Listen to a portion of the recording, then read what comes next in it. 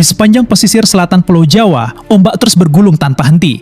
Suaranya seolah membawa bisikan dari masa lalu. Selama ratusan tahun, masyarakat percaya bahwa laut ini bukan sekedar hamparan air, melainkan wilayah kekuasaan seorang ratu yang dikenal sebagai Nyi Roro Kidul. Namun benarkah ia sejak awal adalah penguasa laut? Konon, jauh sebelum namanya dikenal, hiduplah seorang putri kerajaan yang sangat cantik. Parasnya begitu memikat, hingga membuat banyak orang kagum. Ia dikenal berhati lembut, cerdas, dan dicintai rakyat. Kecantikan sang putri justru menimbulkan rasa iri di dalam istana. Ada orang-orang yang takut jika suatu hari nanti ia akan menjadi ratu dan memiliki kekuasaan yang besar. Rasa iri perlahan berubah menjadi kebencian. Dalam salah satu versi legenda, seorang tokoh yang dipenuhi dengki meminta bantuan ilmu hitam untuk mencelakai sang putri.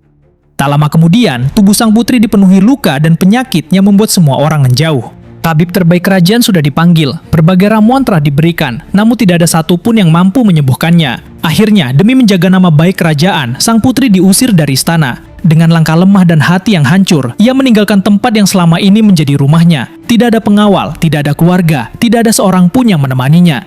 Hari demi hari ia berjalan melewati hutan, pegunungan, dan sungai.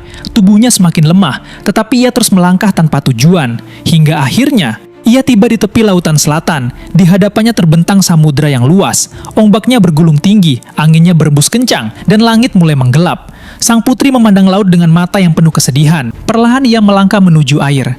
1 langkah, 2 langkah, 3 langkah. Ombak mulai menyentuh kakinya. Namun anehnya, air laut tidak menyeret tubuhnya. Justru ombak terasa tenang, seolah menyambut kedatangannya. Semakin jauh ia masuk ke laut, tubuhnya mulai memancarkan cahaya. Luka-luka di kulitnya perlahan menghilang.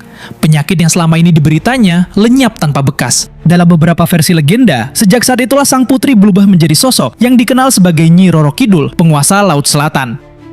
Konon, istana megah berdiri jauh di dasar lautan. Dindingnya berkilau, dipenuhi batu-batu berharga, dan dijaga oleh para pengikut setianya. Sejak saat itu pula, berbagai kisah misterius mulai muncul dari pesisir selatan Jawa. Ada nelayan yang mengaku melihat cahaya hijau di tengah malam. Ada pula yang mengaku mendengar suara gamelan dari arah laut, meski tidak ada seorang pun di sana. Semua itu menjadi bagian dari cerita rakyat yang diwariskan turun-temurun hingga sekarang. Namun, apakah benar Nyi Roro Kidul pernah menjalin hubungan dengan raja-raja Jawa? Ataukah itu hanya legenda yang berkembang dari generasi ke generasi?